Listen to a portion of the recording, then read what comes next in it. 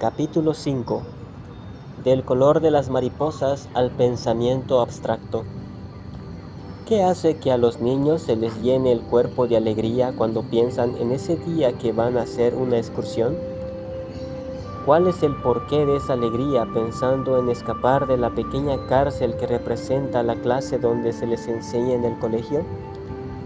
¿Por qué muchos niños recordarán toda la vida cuando en una excursión el maestro les explicó el tamaño y las formas de muchas hojas, el significado multicolor de las alas de las mariposas o el espectro de los colores del arco iris? Sin duda, porque ello significa activar los códigos cerebrales profundos, heredados a lo largo de los tiempos, en los que aprender y memorizar era consecuencia de la activación de los procesos emocionales que generan la curiosidad, y como consecuencia, abrir la ventana de la atención en espacios abiertos y a todo aquello que es útil y sirve para la supervivencia biológica. Aprender para un niño de hoy, en ese contexto lleno de sonidos tal vez ancestrales, de colores y formas diversas, sigue siendo sencillamente placentero e intenso. Y eso también el juego, ya lo hemos apuntado antes, un mecanismo emocional disfrazado con el que el niño adquiere habilidades y capacidades a través de la vorágine de cambios que realiza su cerebro a grandes velocidades. Un corolario se puede sacar de todo esto, y este es que todo comienzo del aprendizaje, el más temprano del niño, debería hacerse directamente en contacto con la naturaleza, no entre cuatro paredes. Así nos lo revelan los códigos del cerebro y cómo estos han ido apareciendo a lo largo del proceso evolutivo. Y esta es quizás la primera enseñanza que deberíamos sacar de lo que venimos tratando en este libro y que llamamos neuroeducación. Lo primero que esto nos enseña es lo más obvio, que un niño no comienza a aprender con ideas y con abstractos, sino con percepciones, emociones, sensaciones y movimiento, obtenidos del mundo sensorial y como reacción al mundo real, fuente primigenia de los estímulos y primer maestro del niño en el mundo y todo lo que hay en él y frente a él. Lo primero enseña al niño, y aprender bien de ese mundo es básico, y no solo cuando niño, sino después de las enseñanzas regladas para el resto de su vida, pues estas sensaciones y percepciones y sus experiencias serán los cimientos de su futuro aprendizaje abstracto. El niño es una esponja que absorbe y recoge como si fuera agua todo lo sensorial que le rodea, los colores, las formas, los movimientos, las distancias entre los objetos, los sonidos y las texturas, el gusto y el olor de las cosas. Y es en un constante aprendizaje cómo transforma y cambia su cerebro. Pero esto se sigue inmediatamente de un proyectar al mundo lo aprendido, en donde se contrasta y reaprende. El niño, a los pocos meses tras el nacimiento, gatea y explora su entorno, y en este gateo y ese explorar aprende y graba en su cerebro los programas motores con los que más tarde, pasado el tiempo, podrá realizar un acto motor voluntario y coordinado. El aprendizaje es como el mito de Sísifo. Es un proceso de repetición constante, con el que construye en recuerdos inconscientes los cimientos que luego le permitirán aprender conscientemente. Ese proceso de mirar, oír y tocar, sobre todo a través del juego, es el primer aprendizaje sólido infantil, y todo ello conjugado con la inmediatez de esos significados emocionales que proporcionan los padres y principalmente la madre, y todo cobra sentido de supervivencia, que quiere decir de seguridad en seguir vivo a través de la emoción, ese fuego que cincela y forja la realidad, todo lo que ve y se toca. Hoy empezamos a vislumbrar lo muy negativo que puede resultar para el cerebro de un niño de 1 o 2 años mantenerlo encerrado en una guardería, cuando es bien sabido que las paredes de una guardería deberían ser jardines amplios y extensos, llenos de cosas vivas, o no, que se puedan oír, tocar, oler y aún hasta lamer, y con las que el niño interactúe constantemente. Será con ese andamiaje sólido con el que luego el niño construirá el edificio sólido de las ideas y el pensamiento abstracto. Y es que nunca hay que olvidar el proceso de evolución biológica, porque poco se puede entender en cualquier área del conocimiento sin tenerlo siempre presente, y hay que retenerlo en cuenta para entender cómo el proceso de aprendizaje sensorial directo se transformó con el aumento de la complejidad del cerebro, desde pensar con unidades sensoriales concretas, esa flor concreta que tengo delante de mí, a unidades sensoriales abstractas,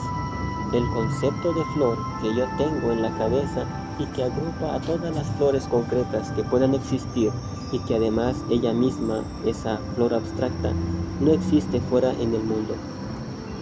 Y esa transición tuvo posiblemente su inicio hace nada menos que 1.5 millones de años, con aquel primer antecesor, Homo, que fue el Homo habilis. El cerebro del H. habilis, el Homo habilis, posiblemente fue la cocina primigenia de la mente humana, esa máquina capaz de nombrar cosas abstractas y de planificar y decidir objetos a alcanzar y comunicarlos, y con ello pasar el del lenguaje y el mensaje sensorial y emocional directo con signos y onomatopeyas al mensaje simbólico cifrado. Así se comenzaron a distinguir las cosas del mundo, nombrándolas como no con el viejo lenguaje emocional, sino con el nuevo, no ético, es decir, con una idea, un abstracto siquiera rudo y elemental, y con ello la clasificación de esos abstractos, de lo que vemos, flor, hoja, árbol, base elemental del conocimiento tal como hoy lo conocemos. ¿Acaso conocer no arranca claramente de distinguir y clasificar? Sin duda, pero el mensaje importante a transmitir aquí es el de la transición y evolución de ese concreto sensorial al abstracto de las ideas, para señalar lo importante que es aprender desde muy temprano y bien lleno de realidad. Lo sensorial directo, pues es lo que da fundamento sólido para elaborar y aprender bien y transformar después esos concretos y abstractos. Este proceso de transición que hemos comentado para la evolución se recopila primero en el desarrollo ontogénico del cerebro humano y luego se sigue en los primeros años del niño ya en contacto directo con el mundo. De todo ello ya se empiezan a sacar algunos principios básicos para la neuroeducación que deberían llevarnos a cambiar muchas cosas en el inicio del proceso de aprendizaje humano. Insisto en ello. A un niño de 2 o 3 años se le deberían enseñar los diferentes tipos de hojas, flores, plantas, animales y todos los infinitos registros de formas y colores en el campo, en la naturaleza, y menos en el aula con dibujos ni tampoco con películas. El niño necesita en la formación inicial saber y aprender qué es una flor, cogiéndola con las manos, mirándola directamente, oliéndola, apreciando y distinguiendo el tacto de los pétalos y distinguiendo, mirando el cielo, un azul de otro.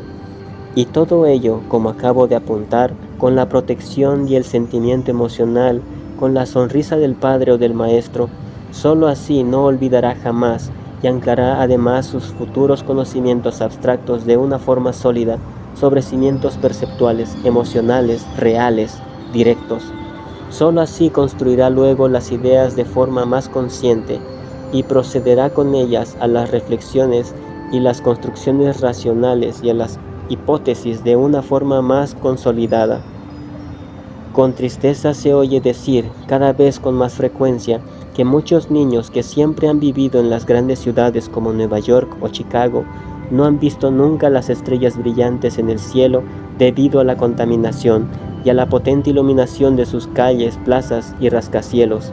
Y aunque parezca extraño, también hay niños que no han visto nunca una vaca real pastando en los campos.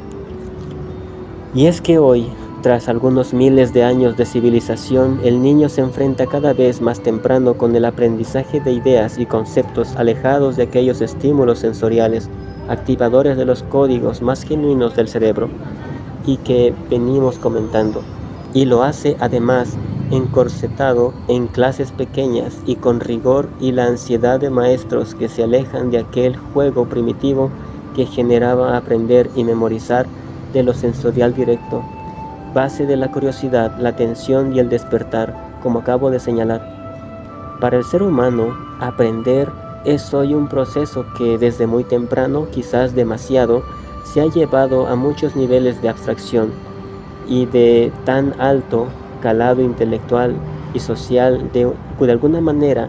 rompen con aquellas raíces inviolables, genéticas y evolutivas, con aquel origen que significó aprender y memorizar,